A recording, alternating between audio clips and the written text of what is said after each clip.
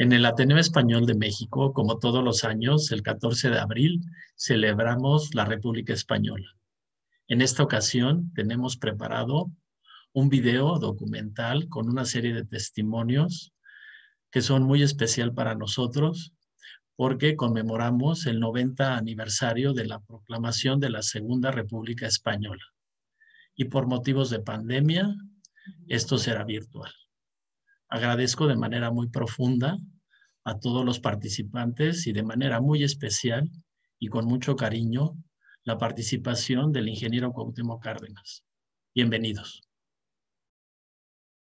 Felicito al Ateneo Español de México por tomar la decisión de conmemorar los 90 años del establecimiento de la Segunda República. Es una fecha imprescindible, no solamente en la historia moderna de España, sino en la historia moderna de México.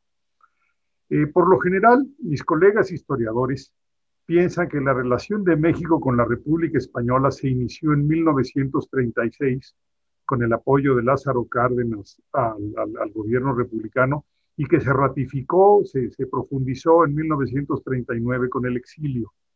Esto es falso. La verdadera relación de México con la Segunda República se inició en 1931 con su establecimiento. Veámoslo históricamente. México y España habían tenido muy buenas relaciones diplomáticas durante el Porfiriato. Incluso pudieron salvarse las prevenciones que había para el 1910 con el centenario de la independencia.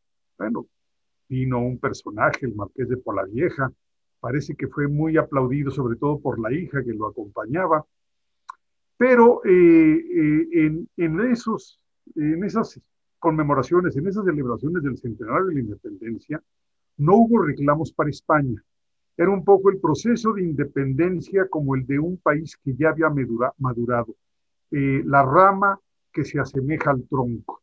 Entonces las relaciones quedaron relativamente bien, es más, yo diría muy bien. Se empezaron a enturbiar las relaciones diplomáticas entre México y España tan pronto estalló la Revolución Mexicana.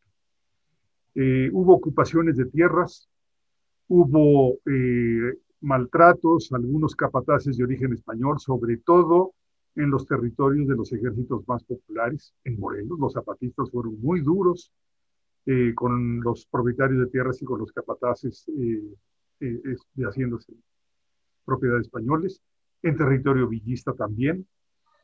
Hubo también otro reclamo ya más vinculado a los constitucionalistas, que fue la aplicación del artículo 130, la expulsión de México de algunos sacerdotes españoles. En general, esto provocó muchísimo enojo. En los años 20, la relación no mejoró, al contrario, se institucionalizó el reclamo agrario, la reforma agraria, pues obviamente que afectó a muchísimos propietarios españoles, y esto fue motivo de que las relaciones entre México y España fueran complicadas. Se complicaron aún más con el estallido de la Guerra Cristera.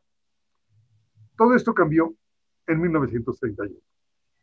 El México revolucionario vio con simpatía enorme el establecimiento de la Segunda República. La mejor prueba de ello es que envió como representante, como embajador, a su principal diplomático, a Genaro Estrada. México y el gobierno de la Segunda República de verdad se simpatizaron mutuamente porque coincidían programáticamente. Ambos países se comprometieron con reformas en materia agraria. Por cierto, Daniel Cosío Villegas fue invitado en 1932 por el gobierno de la Segunda República para que los asesorara, les diera conferencias sobre cómo se procesaba la reforma agraria en México y cómo conservar la productividad agrícola. Pero no era nada más materia agraria.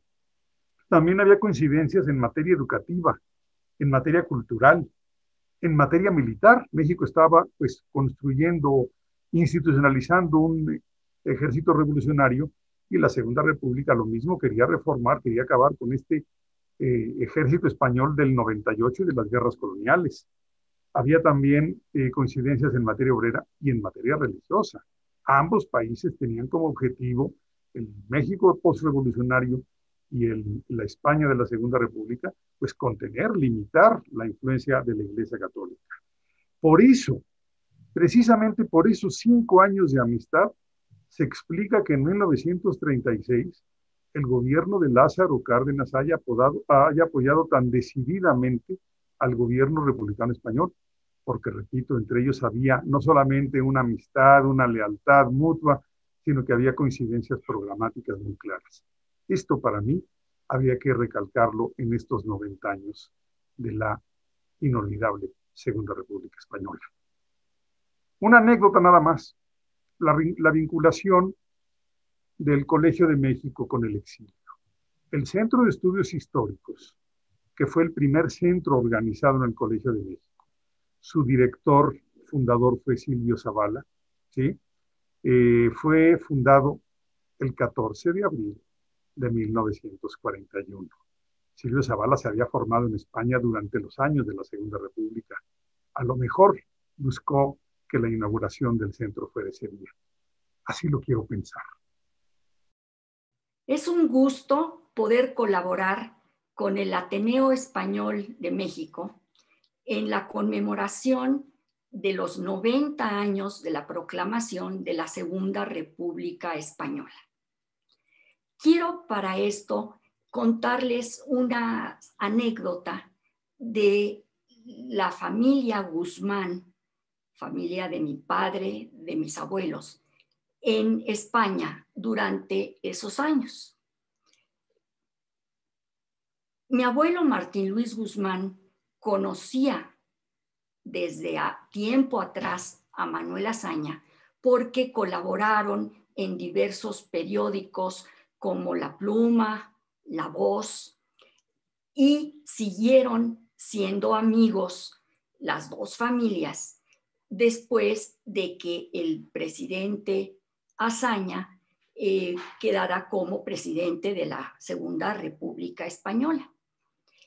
En 1936, en el verano del 36, le pide el presidente Azaña a mi abuelo que se embarque hacia México para hablar con el ya entonces electo presidente Cárdenas, para pedirle cierta ayuda, cierto apoyo a la República Española.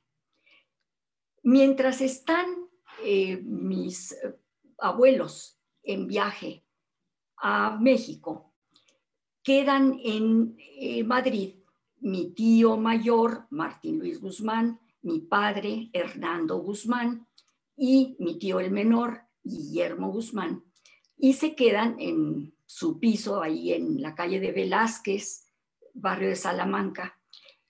Mi tío mayor y mi padre estudiaban en ese momento en la Facultad de San Carlos, en Madrid, estudiaban medicina.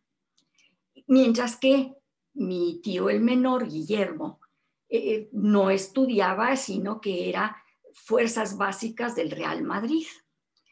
En esas épocas hicieron amistad con muchísimas personas, tanto del área de medicina, pero también con un personaje muy importante, poeta, Federico García Lorca, quien precisamente en el verano del 36 los invita a que se vayan con él a Granada para conocer esa tierra de la que él siempre hablaba, siempre cantaba, y que ni mi padre ni mis tíos habían tenido oportunidad de visitar.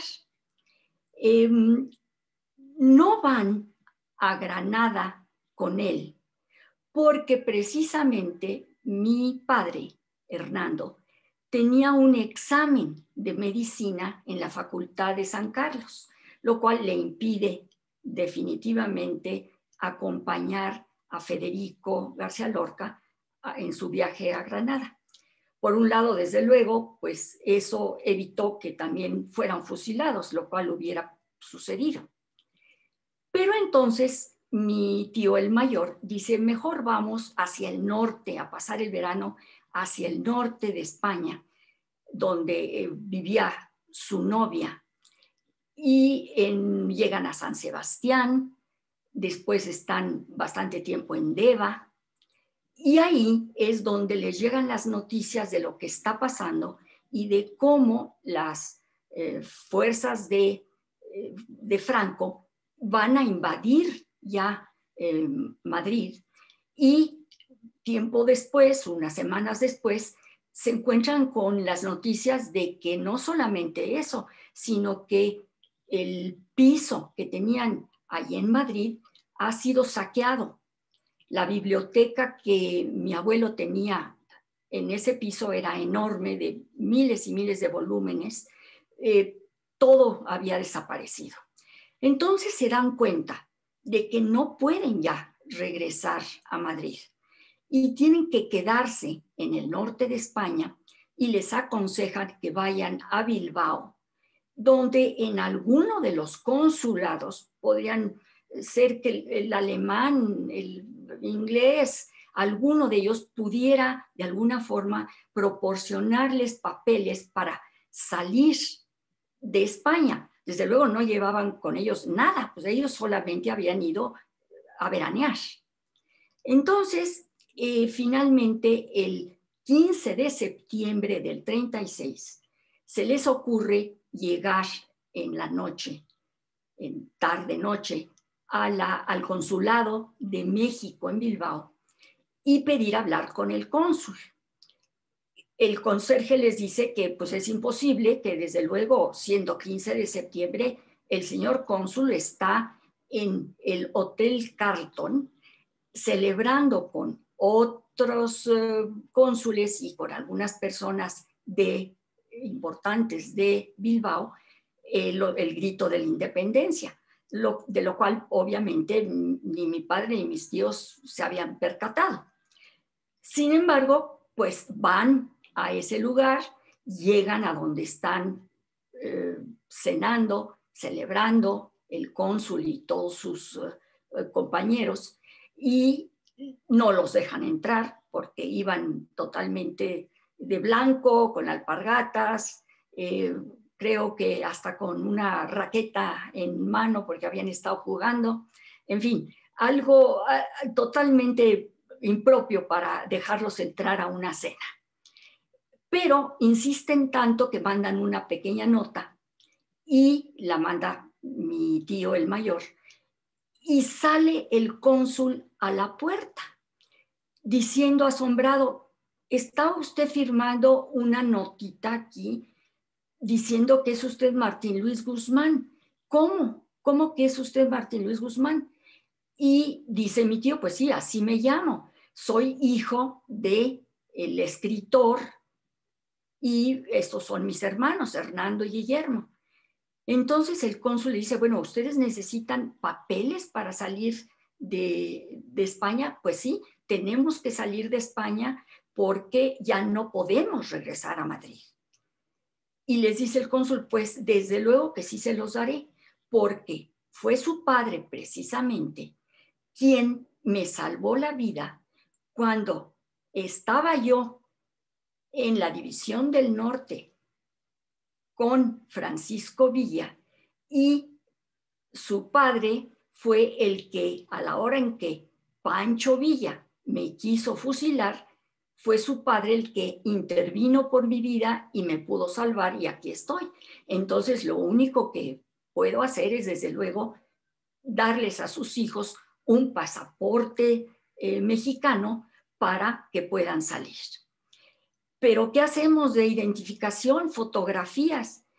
Entonces, tanto mi padre como mi tío sacan su carnet de la Facultad de San Carlos, la Facultad de Medicina, y mi tío, su carnet, mi otro tío, el menor, su carnet del Real Madrid, y con esas fotografías en ese momento les sacan unos pasaportes mexicanos, con lo cual pueden salir hacia Francia, llegar en un barco de bandera holandesa hacia Nueva York, y ya de Nueva York llegar a México, donde vuelven a encontrar a sus padres, mis abuelos, y ahí se pasan el resto de su vida colaborando siempre con causas culturales,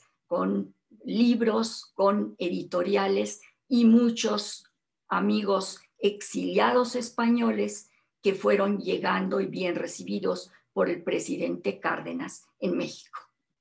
Muchas gracias. Este 14 de abril del 2021 se conmemora el 90 aniversario de la proclamación de la Segunda República Española. El Ateneo Español de México no puede dejar de recordar esta significativa fecha, pues es a partir de este importantísimo suceso político y social de la España del siglo XX, que por sí mismo es un hito, que se dan otros dos grandes acontecimientos. El primero, la Guerra Civil de 1936 a 1939, y posteriormente el exilio al extranjero por parte de muchas personas, de los cuales cerca de 20,000 llegaron a México. Con esa migración que llega a nuestro país, se funda este Ateneo en 1949. La Segunda República Española consiguió llegar a ser a partir de la destitución de una monarquía, hecho que es bastante insólito aún en nuestros días. Este nuevo sistema político buscó modernizar un país que se encontraba en una gran pobreza y con diferencias sociales enormes. En el terreno de la educación, por ejemplo, se encontró con unos índices de analfabetismo muy altos, los cuales se enfrentaron como una prioridad y en el lapso de apenas 2 años construyeron unas 10,000 escuelas. También crearon las misiones pedagógicas, experimento que llevaba manifestaciones culturales a los pueblos más aislados y que tuvo excelentes resultados. En la Constitución de 1931 se otorga el voto a la mujer, se reconoce el divorcio y el matrimonio civil, así como el principio de laicidad y la separación del Estado de la Iglesia. Estos ejemplos nos muestran el espíritu de modernidad y de libertad que esa república quería. Fue un gobierno democrático con luchas políticas constantes entre los distintos partidos y sectores políticos de la sociedad. No podemos dejar de tomar eso en cuenta, porque de alguna manera esas diferencias distrajeron, por decir lo mínimo, la detección del alzamiento en 1936, el cual había tenido ya algunos antecedentes. Yo pertenezco a lo que sería la tercera generación de esa migración. Mi abuelo materno salió en 1936 hacia Francia. Había sido gobernador de una provincia y militante del Partido Radical Socialista. Llegó a México con su familia en 1939 y ahí inicia el exilio mexicano de mi madre. Mi padre, por su parte, llegó a México en 1947, después de estar en la España de la posguerra, bajo una situación personal muy difícil. Aquí se encontró con 3 hermanas quienes habían ido previamente a la URSS. Así pues, mi generación, los que somos nietos de esos migrantes que llegaron a que es ya nuestro país, existimos de alguna manera, primero, gracias a la República que dio a nuestros familiares esperanzas e ideales por los cuales pelearon en una guerra y posteriormente salieron a un exilio. En mi caso, por lo menos, pero creo que podría hablar por gran parte de esta tercera generación, fuimos educados con valores que fundaron la Segunda República Española, de la que nos hablaban de pequeños como un suceso ejemplar en nuestras casas y en los colegios fundados por el exilio. En fin, viva la Segunda República Española 90 años después. Hola. Cada año por el 14 de abril, mi padre siempre coloca una enorme bandera en el balcón en un pueblo mínimo que es en Cáceres, en Extremadura. Durante años se ha considerado simplemente un gesto de conmemoración, de celebración de la República, pero es verdad que en los últimos años muchos como él que ponen esa bandera en el balcón han empezado a atisbar la posibilidad de que, bueno, que no era tan descabellado pensar que pudiera venir una tercera república a España. La monarquía, como todo el mundo sabe, ha contribuido con creces a esa idea por todos los últimos desmanes que por todos conocidos, ¿no? En fin, yo me pregunto, ¿no? ¿Qué esperan los españoles que ponen esa bandera de una posible tercera república, estando como está España ya en una democracia consolidada, ¿no? Y muchos de ellos son jóvenes, que además tampoco lo tuvieron como modelo, ni siquiera la vivieron, ¿no? Y bueno, la Segunda República Española quiso sentar las bases con mucha solidez de un país moderno, de un país democrático, de un país muy respetuoso con las libertades y muy, muy escrupuloso con los derechos. Para todo ello, utilizaba un pilar fundamental, quiso utilizar un pilar fundamental que era el de la educación, porque la República quería que su sistema fuera perdurable y no hay como educar a generación tras generación pues, para que todo ello perdure. Quería hacer, en los establecimientos educativos, querían formar ciudadanos libres y con espíritu crítico, algo que todavía no tenemos en España. Y para ello diseñaron un sistema ambiciosísimo, como no se ha conocido jamás en la historia de España, un sistema muy ambicioso de formación y selección del profesorado, que se basaba en primer lugar, solo entraban los más brillantes, los expedientes más brillantes eran los que entraban a la carrera magisterial, que además tenían un trabajo de campo en las escuelas, tutorizado, monitorizado por profesores veteranos, incluso contaban con cursos de capacitación en el extranjero. No sé si todos, pero sí que existía esa posibilidad. Bueno, como todo el mundo vio, entró Franco con sus botazas y lo arrasó todo. La República se llamó la República de los Maestros por esa razón y Franco se cebó especialmente con los maestros cuando llegó con su golpe de Estado, ¿no? Franco estableció una purga sistemática. Todos y cada uno de los maestros y maestras españoles fueron declarados culpables y cada uno de ellos tuvo que articular su defensa, ¿no? Pues escribir, demostrar ante las autoridades locales, el cura, el que fuera, que ellos eran ciudadanos proclives al nuevo régimen. Por tanto, déjenme acceso a las escuelas. Pero bueno, de resultas de todo aquello es cierto que miles y miles de maestros y maestras, maravillosas maestras republicanas, por cierto, dejaron de ejercer para siempre. Les fue prohibido el ejercicio de la profesión, ¿no? Tan es así que Franco tuvo que tirar de militares para sostener la educación en las escuelas en los primeros años, los alféreces provisionales. Y después, bueno, pues le otorgó todo el poder a las órdenes religiosas, un poder justo que la República les había negado a los religiosos, el poder de el ejercicio de la docencia.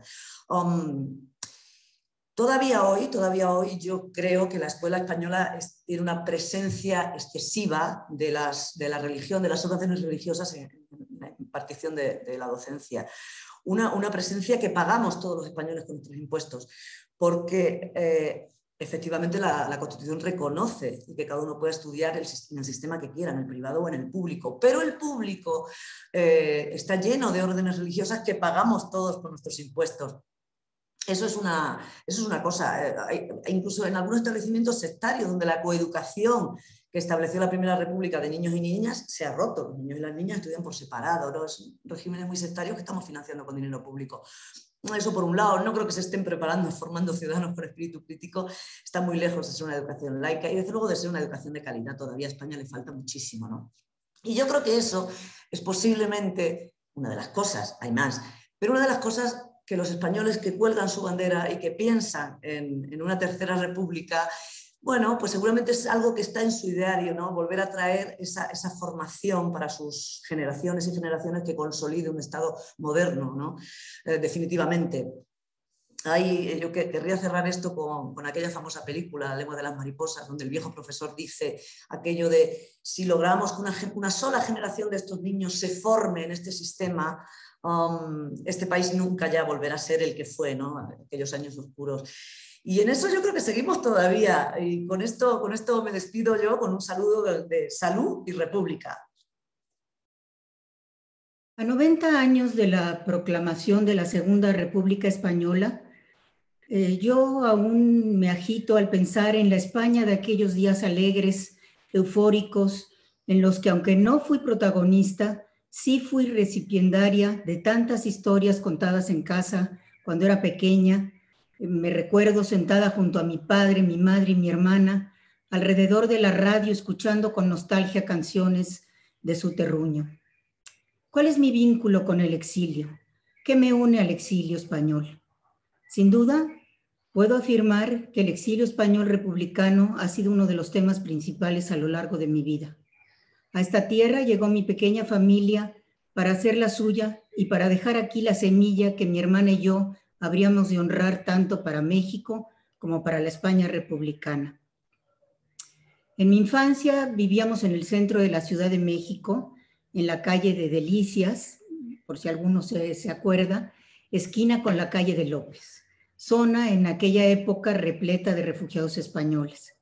Mi madre me llevaba al parque de la esquina todos los días y ese parque era nada más y nada menos que la Alameda Central de la Ciudad de México.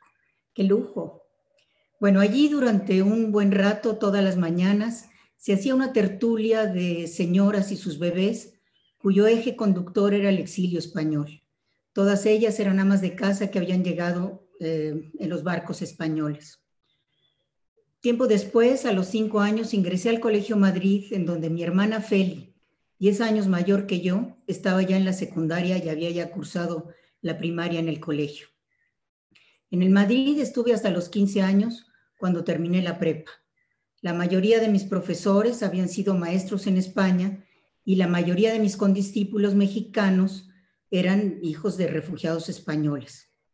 En el colegio aprendí el himno mexicano y el de Riego, las nanas españolas y las canciones mexicanas, la historia, la geografía y la literatura de ambos países.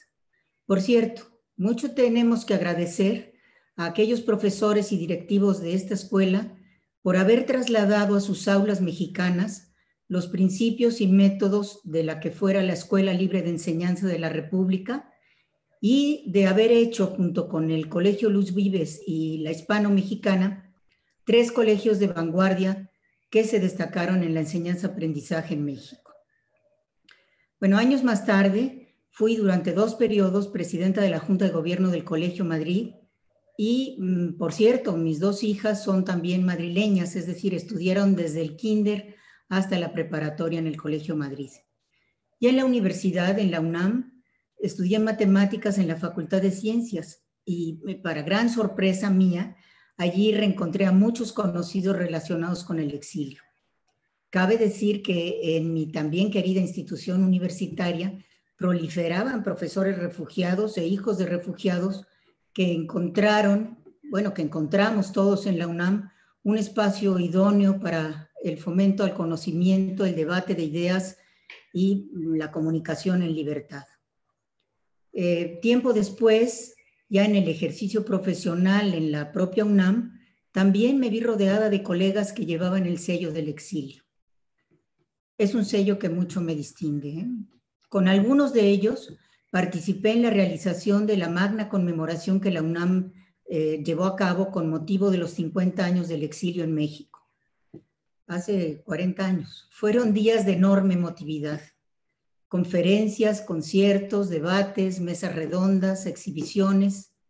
Yo no paré de aprender y muchísimo menos no paré de llorar. También desde muy niña, con mis padres, iba yo a reuniones en el Ateneo Español y seguí con esa práctica durante la adolescencia y la juventud, para más tarde ser parte de la junta directiva del Ateneo y ahora con mucho honor soy miembro de su patronato. Siempre he colaborado con mucho entusiasmo y gusto con esta nobilísima institución. Otro acercamiento al exilio, por mencionar una cosa más, fue mediante un estudio que llevé a cabo hace unos años por encargo de la UNED de Barbastro, en Zaragoza, sobre los aragoneses exiliados en México, principalmente aquellos que llegaron entre los años 39 y 42. También escribí una novela en el año 2006 sobre la vida de mi madre, que me hizo investigar mucho las costumbres de las amas de casa en el exilio. Se llama el recetario de mi vida. Y bueno, pues en síntesis, el exilio es algo que llevo en la sangre y en el corazón, y pues mi relación con el exilio es básicamente biológica. es una relación de semillas, de raíces y de frutos. Para mí, estar con ustedes en el Ateneo Español hoy me da un enorme gusto y, bueno, pensar desde luego en que estamos ya a 90 años de la fundación de la Segunda República Española.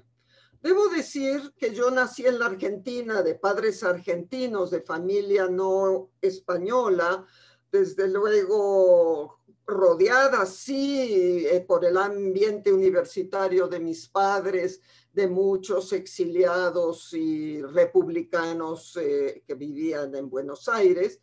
Y luego, sobre todo, cuando mi padre se exilió a México en 1947 al Colegio de México, desde luego el mundo del exilio español fue muy frecuente para mi familia y desde luego para mí, aunque era una chiquilla y poco entendía, pero oía mucho discusiones políticas, hablar de la República, hablar de la situación de España, etcétera. Pero a nivel personal, a nivel familiar, no había una vivencia del 14 de abril. Había, sí, una vivencia de ser prorrepublicanos, antifranquistas, etcétera. Luego, con los años, nos fuimos de México, yo me fui a los 12 años y volví varios años después a hacer una maestría en el Colegio de México en los años 60, comienzos de los años 60. En ese momento todavía había muchos exiliados españoles, desde luego, en la institución misma y gente que se interesaba por el exilio español y por lo tanto por el mundo republicano. Fue ahí donde yo empecé a tener más conciencia de lo que sucedía en la vida política española y lo que había representado el exilio para los españoles republicanos. Y también fue ahí donde poco a poco me fui interesando por la historia de España. Pero fue un interés académico. Lo que sí descubrí en esos años en el colegio es que el Centro de Estudios el Centro de Estudios Históricos del Colegio de México se fundó también un 14 de abril, pero de 1941. Es decir, va a cumplir dentro de pocos días también 80 años. Y se fundó a propósito un 14 de abril para conmemorar justamente los orígenes mismos de la institución de la Casa de España y del exilio que había llegado a México. Muchos exiliados y muchos miembros del colegio eran exiliados españoles. Entonces había una vinculación emocional, espiritual, incluso de efemérides con la República. Y bueno, ahí descubrí más un poco los contactos también institucionales. En fin, fui descubriendo y formando un conocimiento intelectual sobre la República, el exilio, pero nunca fue una vivencia tan directa el 14 de abril. Para mí, como extranjera de España, como no española, pues no era una fecha que yo recordara especialmente. Es más, me dediqué con los años al estudio de la Primera República Española, no de la Segunda, la del 11 de febrero de 1873, de modo que casi puedo decir que sé más sobre la Primera República que sobre la Segunda, lo cual es un poco paradójico, aunque debo recordar que eso sí lo he leído y conozco testimonios al respecto, que antes de 1931 los republicanos en España, los republicanos aunque estuvieran prohibidos como partido en la época de la dictadura de Primo de Rivera, los republicanos, sin embargo, celebraban y festejaban el 11 de febrero como el día de la Primera República Española. Hoy yo diría, ojalá haya una tercera República Española. Desde luego sería mi deseo, pero el 14 de abril ya pasaría un poco más a la historia y no sería algo tan presente. En todo caso, algo que sí se le debe atribuir, por un lado, a la democracia en España y por otro lado a las redes y a la comunicación ahora por Internet y por todos los vínculos electrónicos, es que el 14 de abril veo que se festeja mucho por las redes y da una idea de que el republicanismo dentro de la propia España no solo no está muerto, sino que está muy activo, sobre todo entre los jóvenes españoles. Y eso da mucha esperanza y da mucho gusto. A mí me lo da particularmente, aunque repito, no tengo un vínculo familiar ni biográfico directo con esa Segunda República que todos admiramos. Me da mucho gusto poder estar todavía viva en los 90 años de la República, que es una fecha muy importante. Lástima que la estuviéramos celebrando de verdad en la República. Pero bueno, así son las cosas y así es la historia. Puedo contar algunos hechos, algunas anécdotas de cuando yo era niña. Yo llegué de niña a México y además me dio por guardar algunos objetos que ahora los voy a mostrar y que van asociados a todos a la festejación, al festejo de la República Española. Empiezo con mi padre era periodista en la República y él escribió un diario de preguerra civil que se publicó y se puede consultar se publicó en España, pero claro, hay un ejemplar en el Ateneo Español. Tengo guardado, porque él me dejó sus cosas, el botón que se ponía de la prensa española, si se puede ver, aquí está la bandera republicana y en medio dice prensa. Bueno, esto es en relación con mi padre. Después, al llegar a México, primero estuvimos en Cuba y de ahí ya vinimos a México en 1942. Entonces tengo aquí una agenda de 1944, que yo ya tenía unos 8 años, donde escribía pues las cosas que me iban pasando. Y tengo precisamente para el 14 de abril de esa fecha voy a quitar esto. Un escrito que dice Viva España Republicana con letras muy grandes y con la bandera, no sé si se ve, con la bandera republicana. Entonces esta fue una celebración de 1944. Cuando era la celebración en México de la independencia, el 16 de septiembre, en esa época, en los 40s, había la costumbre de vender en las calles banderas chicas, pero no solo la mexicana, que ahora es, creo, la única que se vende, sino que de muchos otros países. Y había la española, republicana. Y lo he guardado todos estos años y aquí se las enseño, ya descolorida la pobre banderita de 1944. No, si la pueden ver. ¿Sí? Bueno, pues aquí está este otro recuerdo. Entonces, pues claro, todos estos recuerdos pues, han seguido estando presentes en mi vida. Después íbamos también al Centro Republicano, donde se celebraba el Día de la República y donde también ya las últimas veces recuerdo que todavía iba doña Amalia Solórzano y su hijo, entonces muy joven, Cuauhtémoc. Cuando yo empecé a dar clases fue en el Instituto Luis Vives. Y ahí un 14 de abril llego a dar mi clase, como siempre, muy tranquila. ¿Y qué es lo que veo en el patio? La bandera republicana. Eso fue para mí la emoción más grande de mi vida. Ya para entonces tendría 20, 21 años. Y por primera vez vi la bandera ondeando, un 14 de abril, y fue una experiencia que quedará para mí grabada toda la vida, ¿no?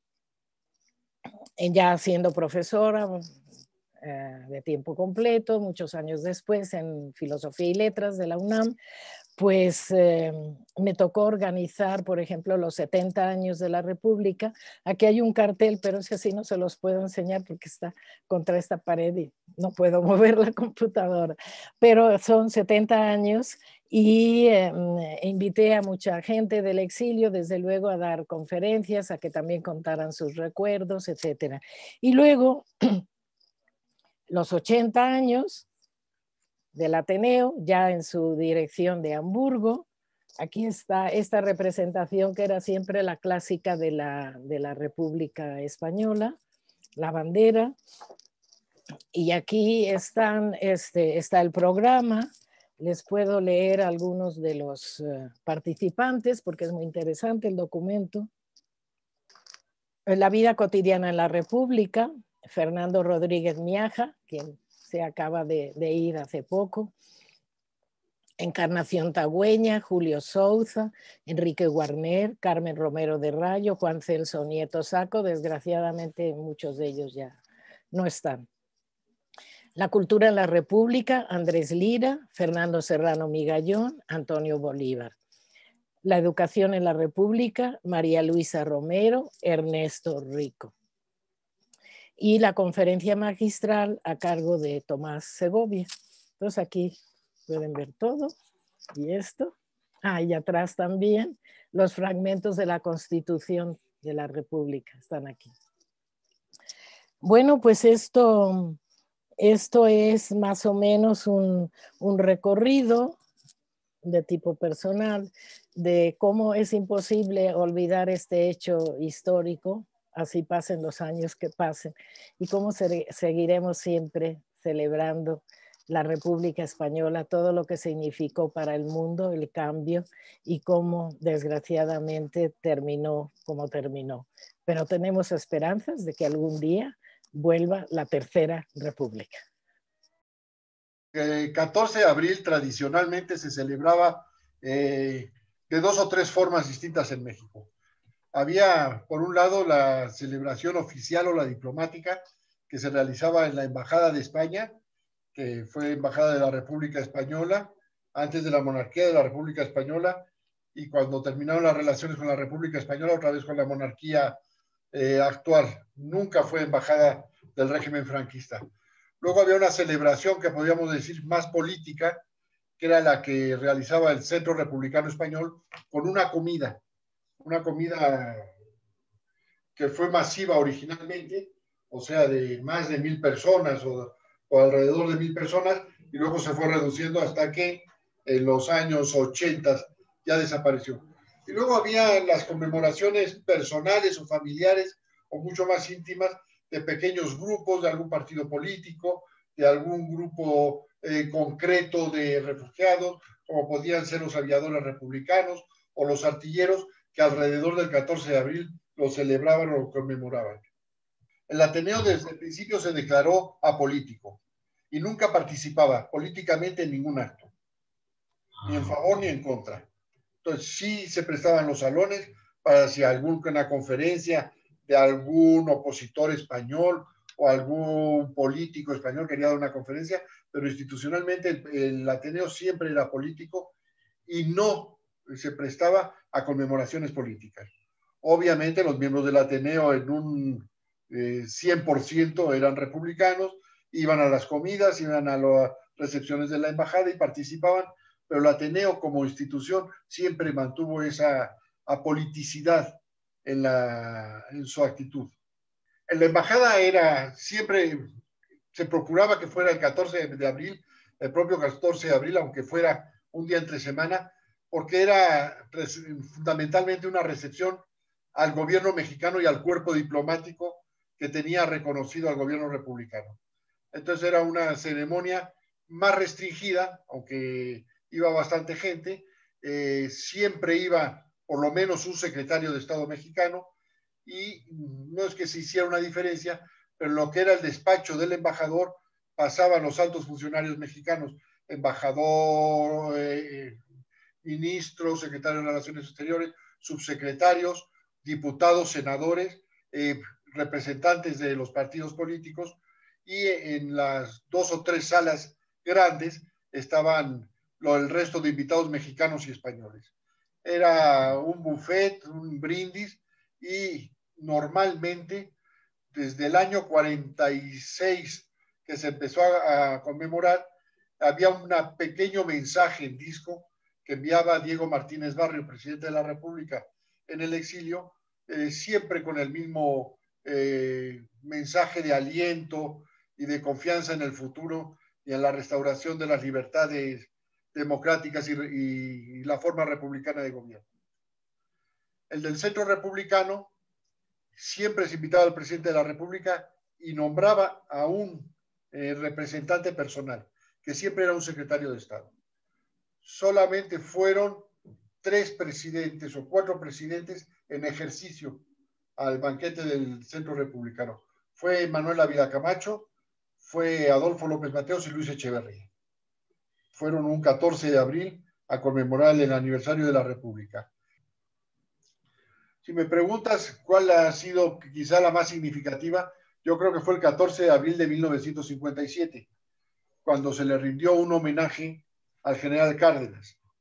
El general Cárdenas nunca había querido recibir un homenaje y después de mucho insistirle, dijo que bueno, el 14 de abril, que caía en domingo, iba a aceptar asistir al homenaje. El homenaje consistió en entregarle un libro con las firmas de todos los republicanos, hijos y nietos que vivían todavía, en un libro encuadernado, y de españoles de todo el mundo, refugiados en todo el mundo, agradeciéndole la actitud de México con la República. Fue una ceremonia en el Cine Florida, en el centro histórico de la Ciudad de México, a que se llenó hasta el tope. Luego hubo la comida del Centro Republicano, que también coincidió el domingo, a la que no se supo que iba a ir el general Cárdenas, pero sí se llenó también, por ser costumbre, el ir al Centro Republicano. Y luego, al terminar la comida, le dijo al embajador de España, dijo: señor embajador, yo tengo este domingo, este 14 de abril, separado para pasarlo con ustedes. Me gustaría ir a la embajada y poder quedarme con ustedes hasta la noche. Entonces, obviamente, se hizo una reunión sorpresa, por decirlo de alguna manera, una pequeña recepción. Había 2 o 3 españoles que tenían restaurantes en México y fueron los que llevaron los canapés y las botellas. Y llegó el general Cárdenas a las 5 o 6 de la tarde y estuvo hasta las 8 o 9 de la noche en los salones de la embajada. Estamos conmemorando los 90 años de la instauración de la Segunda República Española. Y me parece que el mejor testimonio que puedo yo dar en esta ocasión es leer unas palabras de mi padre, de Lázaro Cárdenas, que él dirigiera a los republicanos españoles justamente un 14 de abril de 1957 en la Ciudad de México. Dice así: el pueblo progresista de México recibió con regocijo el resultado del plebiscito que expresó la voluntad española de instaurar la República como forma de gobierno. Aplaudió la elevación de los ideales de democracia y justicia social a normas jurídicas constitucionales. Identificó desde ese momento su destino histórico con el triunfo y consolidación de la República Española. Esta adhesión fue consecuencia lógica de las más caras tradiciones de los mexicanos. La República se conmovió con la rebelión organizada por las clases y castas enemigas del progreso y la libertad. Estalló la conspiración cuartelaria y la guerra civil se transformó en agresión internacional. México, ante esta situación, expresó su solidaridad al gobierno republicano constituido por voluntad de los españoles. Al hacerlo, cumplió solo el compromiso adquirido en la Convención de Derechos y Deberes de los Estados para casos de guerras civiles que suscribió en la Sexta Conferencia Panamericana. Por esta agresión internacional cayó el gobierno legítimo de la República Española y México, nuestra patria, abrió sus fronteras para recibir a los perseguidos, hombres, mujeres y niños, no solo por sentimiento, sino cumpliendo también con los principios, para nosotros inviolables, del derecho de asilo. Y al llegar ustedes a esta tierra nuestra, entregaron su talento y sus energías a intensificar el cultivo de los campos, a aumentar la producción de las fábricas, a avivar la claridad de las aulas, a edificar y honrar sus nuevos hogares y a hacer junto con nosotros más grande a la nación mexicana. La tarea no está cumplida, mas ¿qué importa que transcurra el tiempo si siendo apenas un instante en el decurso de los siglos, el sacrificio convierte a nuestra causa en una conquista más que está contribuyendo a la marcha ascendente de la humanidad? Aunque no quedara ninguno de los veteranos de la República, su ejemplo de lealtad y su fe en la reivindicación de los derechos violados será mandato para la actual juventud y las futuras generaciones, y continuará como bandera invicta de los precursores del triunfo de la democracia. Hasta aquí estas palabras de Lázaro Cárdenas, y qué mejor para conmemorar los 90 años de la proclamación de la República Española el 14 de abril de 1931.